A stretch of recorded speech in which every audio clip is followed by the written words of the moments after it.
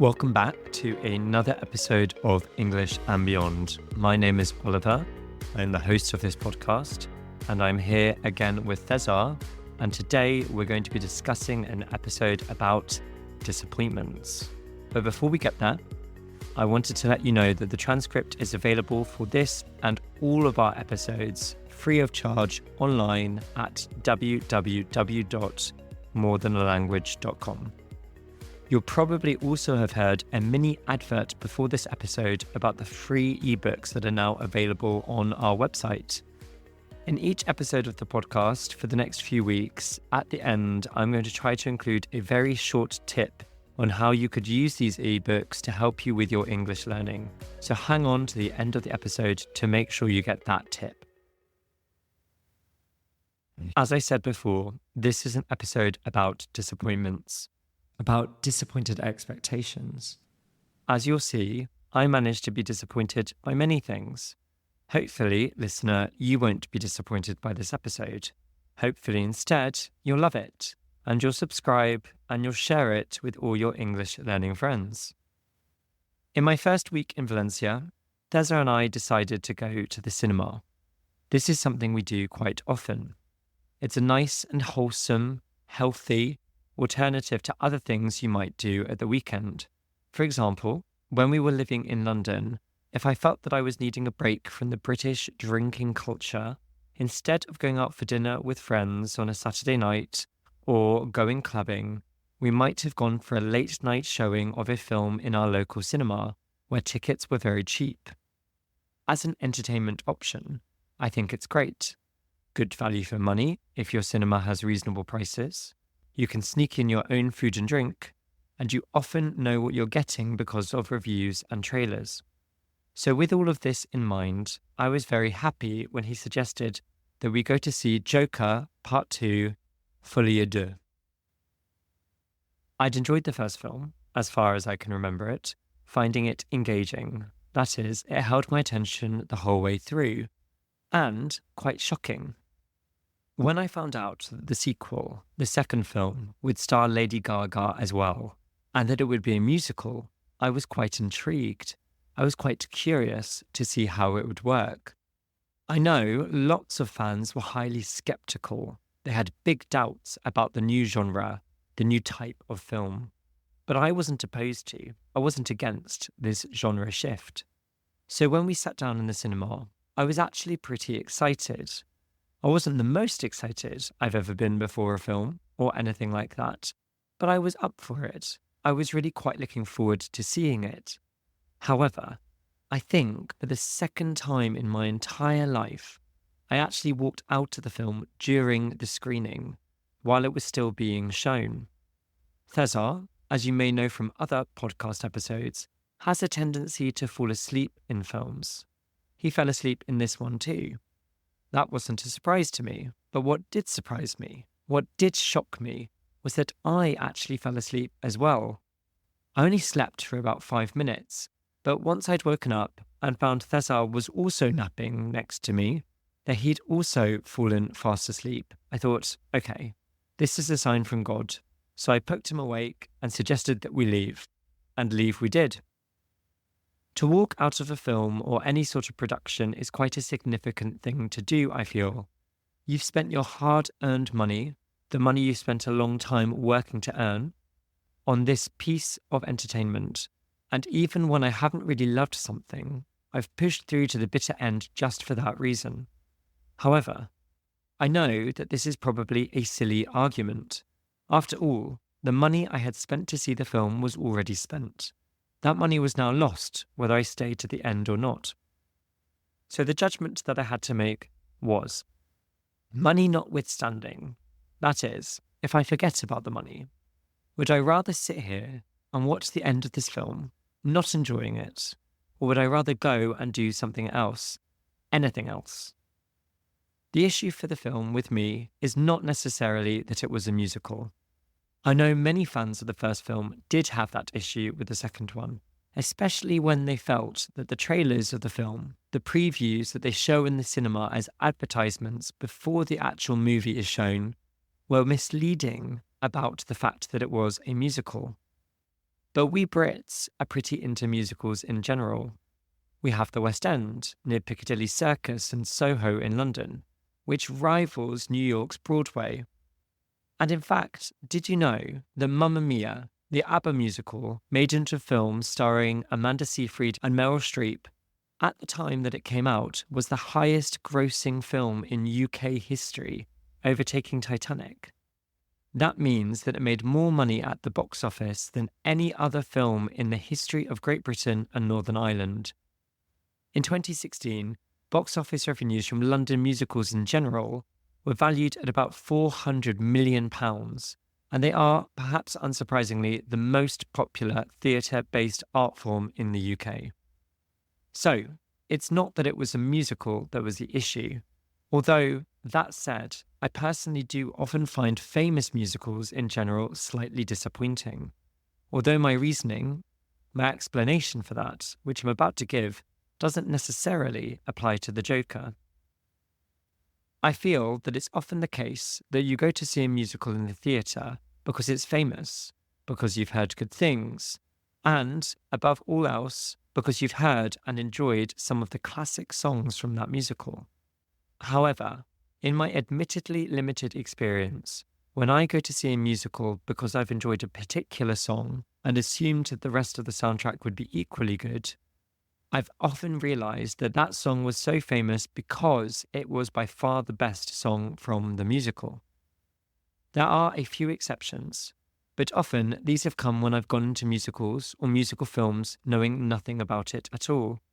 I remember going to see Hairspray in the cinema, a musical about racial segregation in the American city of Baltimore, and hearing some of the offensive lyrics in the first few songs, my jaw just dropped in shock. I had no idea what the musical was about, and so the topics of the songs absolutely floored me. They left me shocked and staggered. However, regardless of that, the songs were actually really excellent. There's so many songs from that musical that I think are really well written and sung just as well.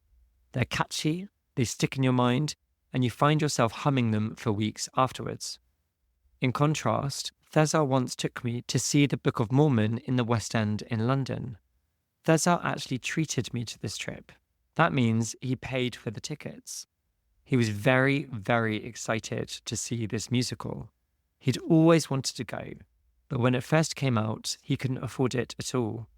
So he saved up and surprised me with these tickets when there was something special that he wanted to celebrate, which was a really lovely thing for him to do. Now, I had always more or less wanted to go to see this musical, and I quite enjoyed it when we did go.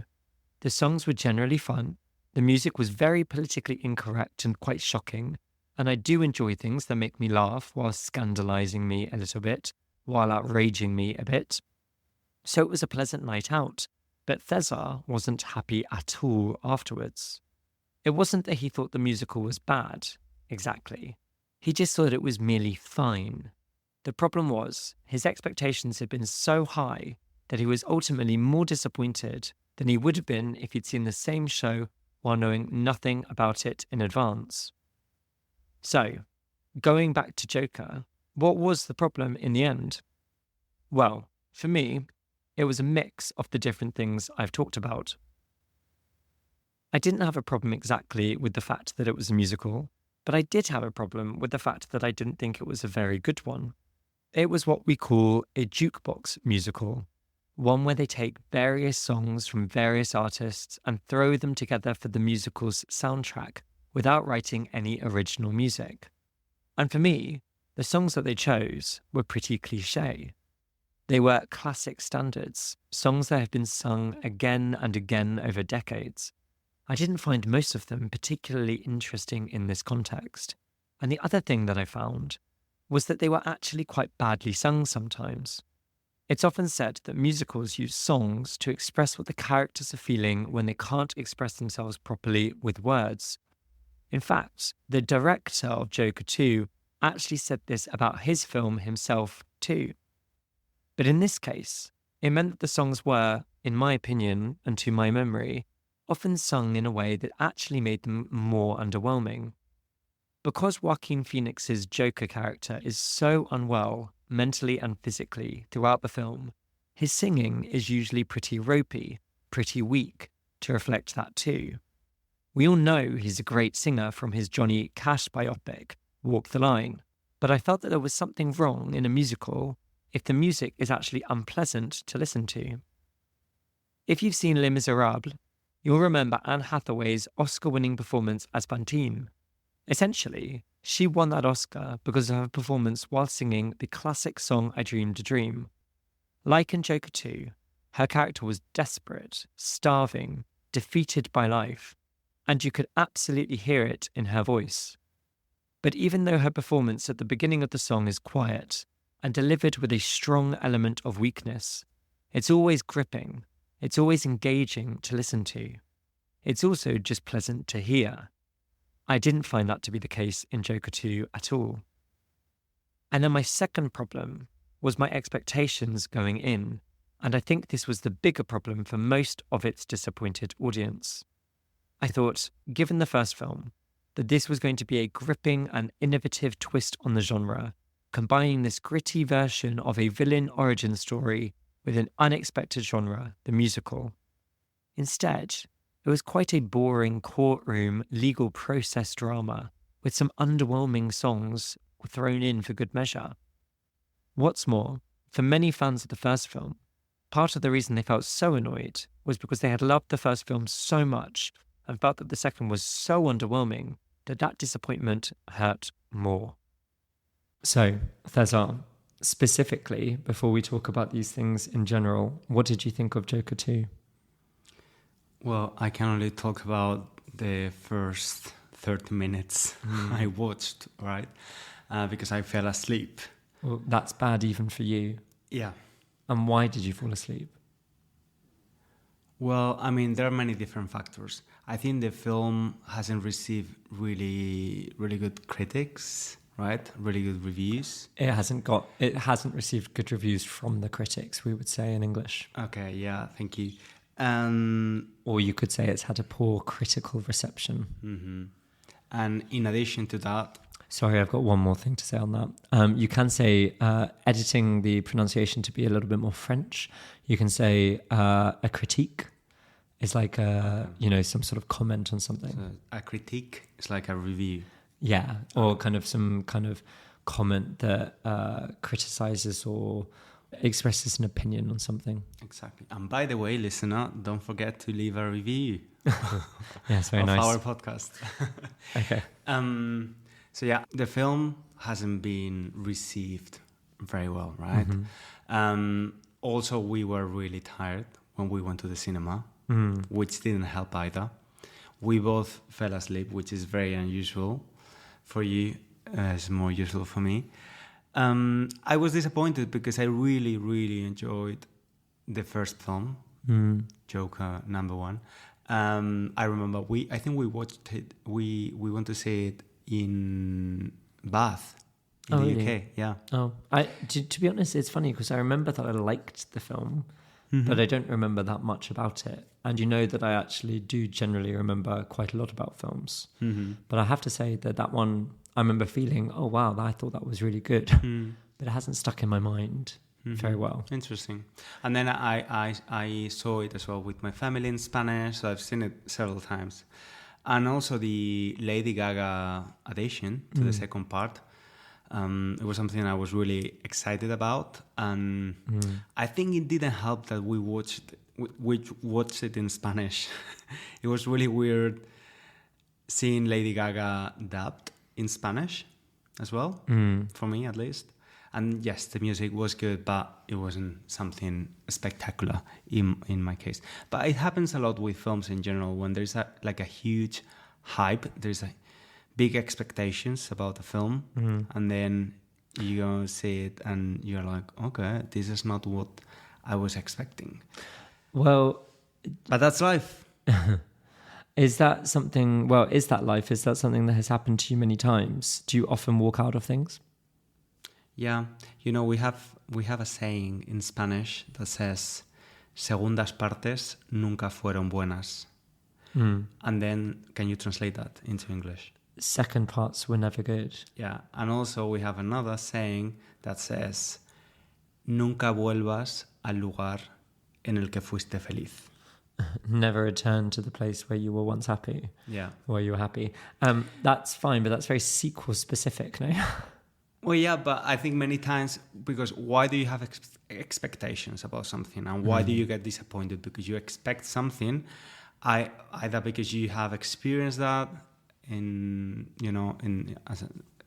your life, or someone else has told you about that place, that film, that restaurant that you have to try, and then you go and you are disappointed because your expectations don't match the reality.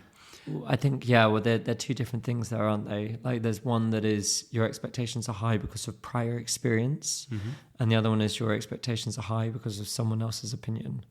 And I suppose with the first one, I do get that because it's something where when you know something is coming out and they build up the hype, they want you to get excited, and then you see the final product and you're like, oh, well, that's a bit disappointing.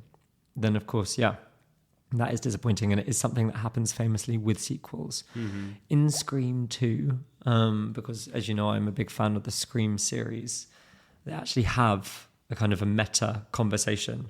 Meta means that it's almost self-referential because they're in a sequel talking about how bad sequels are. Really? They have a conversation about how the sequel is never as good as the first one. And some of the characters offer examples from their experience where they think that the sequel is actually better. But in most cases, people think that the sequel is worse. And I think sometimes when the sequels do succeed, I think sometimes it's actually because they don't try to return to the same place as the first one. So, for example, we watched recently Alien Romulus. And to prepare for watching that, we had watched Alien and then Aliens. Yeah, well, I actually fell asleep on the second one. But most people love the second one. And it's a good example of a film where the sequel arguably is as good as the first one. Yeah. But it's a totally different kind of film.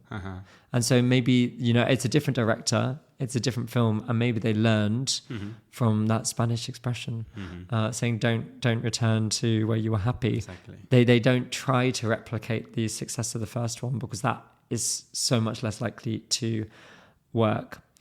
In terms of walking out, we went to go and see another film recently. So this is becoming another film episode. We went to go and see The Substance, which we didn't walk out of. No, we actually enjoyed the experience. Yeah. Pretty much. We stayed to the bitter end, the bloody end. Yeah. And lots of other people apparently did walk out. Oh, really? Yeah. Well, I guess apprehensive people or people didn't like it and then that's why they walked out. Why? Well, I think because it was, again, I think maybe this talks about expectations as well, because my expectation of what the film would be like was quite different from what I got from the trailers. There is a lot of gore. There's a lot of blood.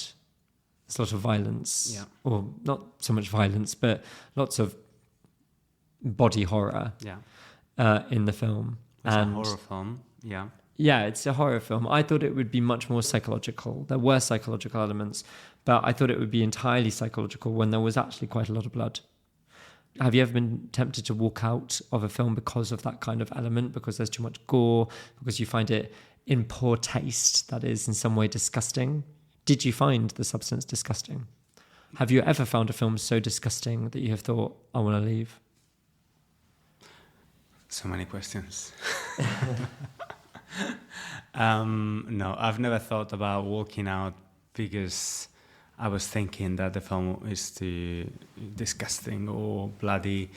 Because when you go to see a horror film, deep down what you want to be is like scared, disgusted, and things like that, right? So what I do very often in horror films is cover my eyes or closing my eyes, and if I don't want to watch something, because it is true that I'm the typical person that then at night I might be like, oh, I wish I could sleep with the light on. I was really, really scared of darkness when I was little. And I don't particularly enjoy horror films nowadays. Many times you're like, let's watch a horror film. And I was like, no, I'm not in the mood. I need to be really cheerful in order to watch a horror film. And I don't think in general I've never walked out apart from The Joker Part 2, I've never walked out from another film, I think. I remember with a very, very, very famous film. What is it? Like an Oscar winner film, Les Miserables, the musical ones. Well, I mentioned it in my speech. Yeah. I watched it in Spain with my dad. So it was musical. I think there were like 3 phrases spoken. The rest of the film is completely sung with songs, really good songs. So in Spain, people weren't expecting that. They thought it was going to be a musical. There were going to be some songs, but also some dialogue in Spanish. But no, the whole film was sung with subtitles. And I remember feeling the same way about Evita. Oh, okay. That I was really surprised that Evita is entirely sung. Yeah. Basically. So what happened? People were walking out the cinema, the screen. Yeah. And it was actually really awkward. Yeah, there's something that we've been to see recently, and I can't remember what it is, but people kept walking out, and it makes me feel uncomfortable. I think especially if it's a theatre production rather than a cinema. Well, yeah, it's more violent, no? Yeah, well, violent is quite strong, awkward, but it's much more awkward. And if you're in a theatre experience and people stand up and leave, it's a real judgment. But I suppose that's kind of the point. No, I mean, there have been loads of productions of things over the years, over the centuries, where the public have had quite, aggressively negative reactions. And maybe you feel as a playwright that means that you've actually achieved something. Yeah, well, obviously you have people are reacting, no? I remember watching a stand-up comedy, but it was like a very famous guy, very famous stand-up comedian in Valencia, and it was in a theater. It was in a bar. A few people stood up and left, and he was actually making fun of them. Yeah. So he was at least making the most of those people leaving. Well, over the last year, knowing that we were going to leave London, we've put more effort into going to see different productions and things like that, haven't we? And thinking back to those, for example, like the Book of Mormon that I mentioned, where you were very disappointed, and then other productions where we went in with zero expectations, because I downloaded some app, didn't I, and just found all of these productions either on the West End or West End adjacent, just off West End, where the tickets were available for like £20. Instead of the 70 or 80 or more that you can spend on a musical. And because the ticket prices were so low and our expectations were non-existent, I actually think we had some really great times in those places, in those productions. So, for example, you may remember going to see Cruel Intentions and Fangirls. Okay, both of them, just things that we went into knowing very little about what they would be. Obviously, we'd seen the film Cruel Intentions, but we didn't know how the musical would be presented because the film is not a musical. And they were both cheap, and they were both just so much more fun than the much more professional Book of Mormon. Yeah. What do you think? Well, firstly, it's probably because we are not as cultivated and, Not as cultured. We're not as cultured as other people who are really into the theatre and plays. Obviously, these 2 plays you mentioned, they were fun to watch, but they're extremely lighthearted. Like you don't need to know much about theatre to enjoy that experience. It's true. Although actually we also went into 2 more cultural plays this year as well. We went to see Medea, an ancient Greek, a reimagining of an ancient Greek drama. I kind of snooze. Yeah. I mean, how could you have snoozed? Firstly, it was very intense. There were like the audience is only like 3 or 4 rows deep, and also it's like an hour long. No, and also we were standing up. That's true, and you're standing. You're like kind of leaning against the mini stool. Yeah. That's true. And you're gonna. I think you were even less impressed by the second cultural offering this year, which was The Crucible. That was Salem, right? Yeah, that was the one based in Salem. Yeah, that was difficult to understand as well, which doesn't help. No. To follow the plot. You had understand what's going on. There was a language barrier issue there, whereas I thought that was amazing. Yeah. I really enjoyed that. I enjoyed both of those plays, whereas I'm not normally that into plays. Yeah, we're gonna watch next week a play in Valencia in Valencian, the local language, which you are learning. So I have no idea what else to say now. That's pretty much it. I think this has been a shit episode. So, audience, you should leave that. I will. Brutal honesty. It's almost like a meta discussion of disappointment. Yeah. When I wrote this, I thought it was going to be really good, and I don't think it is. Yeah, probably the same happened with Lady Gaga when she read the script. I bet it is. I bet when she read that, she thought it was going to be like searing, harrowing, and people would leave the cinema in tears, which some people have, but for the wrong reasons. Yeah. Well, her acting was spotless. She was the best thing about that film. I feel like across and Joaquin's as well. Joaquin, yeah, it was good. I think that I don't know, maybe we sound like fanboys, but I think that Lady Gaga actually was really good. But she has been the best thing, I think, in everything that she's done so far. Well, we wish you the best, Lady Gaga. She's probably not listening to this episode, right? Not to this episode, but in general. Well, it would be odd for Lady Gaga. She's Italian. Yeah. Well, you never know, because she might be like listening to every single podcast. She might be typing on Spotify, Joker, disappointment, and this episode might come up. Now I feel bad. What if she? if any celebrity were to do that, I think it would be her.